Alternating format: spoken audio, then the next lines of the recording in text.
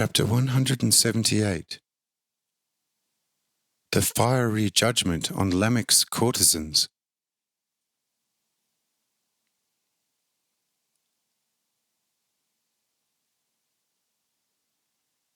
When they arrived at the puddles, swamps, and morasses, and Lamech saw his courtesans, and noticed that some besmeared, rubbed, and washed themselves with mud, while others were still busy hauling wood, he rushed up to Kisahel and asked him, incensed,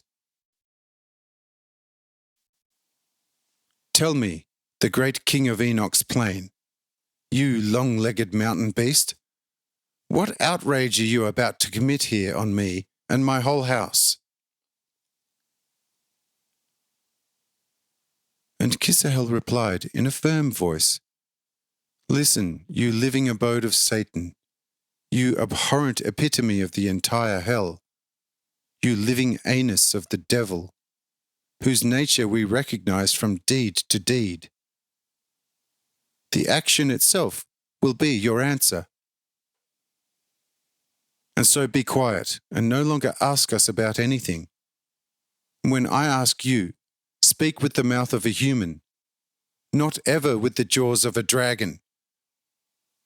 So be it."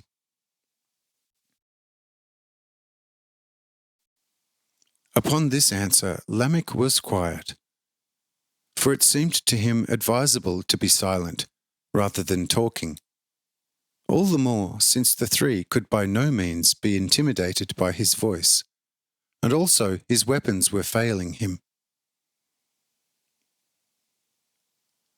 Thus, when Kisahel noticed how matters stood with Lamech's courage, he promptly turned to the maids who had gathered the wood and told them, "Listen, you cleansed maids. You have done according to our word by providing a just amount of dry wood within so short a time. However, if you want to become completely free, do get also fire in the shortest possible time." And the maids ran and soon returned with burning torches prepared from pitch and asphalt. As the maids stood there equipped with incendiary matter, Kisahel turned to the women, smearing themselves with filth, and said, "Now you listen. Your body, like your soul, is now fit for hell, looking thanks to the stinking sewer like your soul. So rise from the sewers and climb onto these wood piles, so that the raging flames may put an end to your most miserable existence, and you may find the long-deserved reward on the burning stakes. So be it."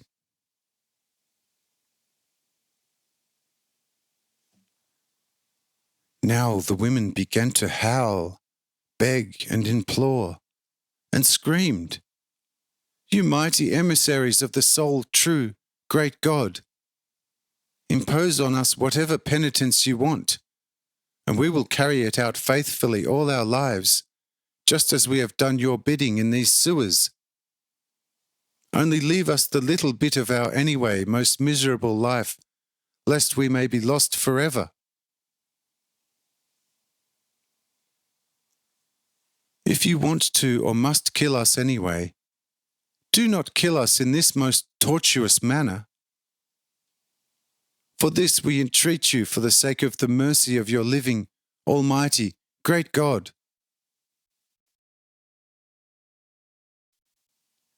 And Kisahel said to them, "Listen, this does not depend on us, for we can neither judge nor redeem you, being nothing but merely the executors of the divine will. Rather prostrate yourselves before God, state your distress, and ask Him alone to redeem you, and you can be sure that we shall do what our hearts will tell us." And the women began to cry to God to redeem them from impending horrible torture. But a thunderous voice, full of rage, sounded in all ears, saying, "Only after the fire shall you be freed."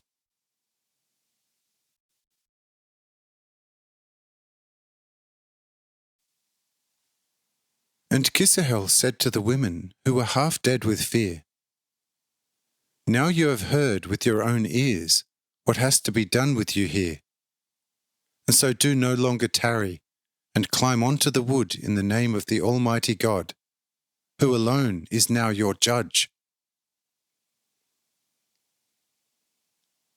And the women rose slowly from the ground and, howling, began to climb onto the wood piles.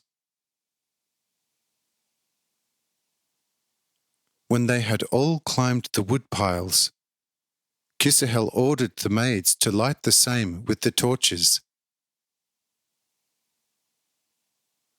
The maids did this with trembling hands and their faces averted. And the fire swiftly seized the piles. The women, half burnt, reared up mad with pain in midst the bright flames until, finally, death put an end to all this. Here Lamech almost began to rave and asked Kisahel, full of rage, "What did you and your God gain by the women's horrible execution?"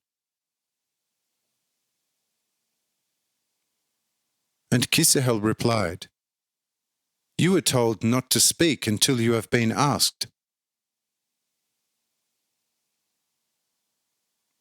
But you do not do our bidding. Thus you shall receive no answer other than that of the accomplished deed."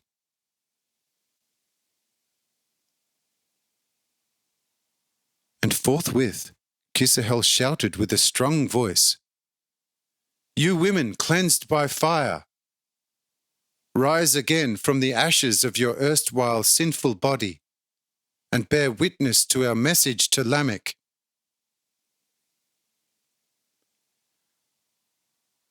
And instantly the women rose from the ashes, transfigured, glorified, and praised God, and testified that the three were true messengers of the eternal God.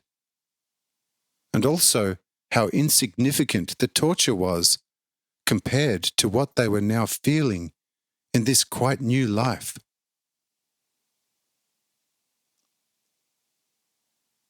Here Lamech began to reflect on this unheard of miracle